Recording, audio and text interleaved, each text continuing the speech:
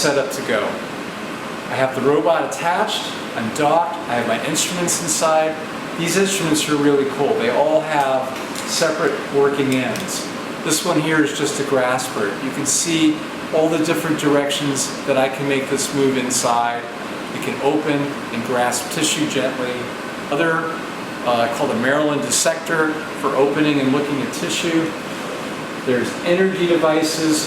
This is hooked up to a machine that puts energy in here and allows me to seal vessels as I operate, so there's no blood loss while we're going along.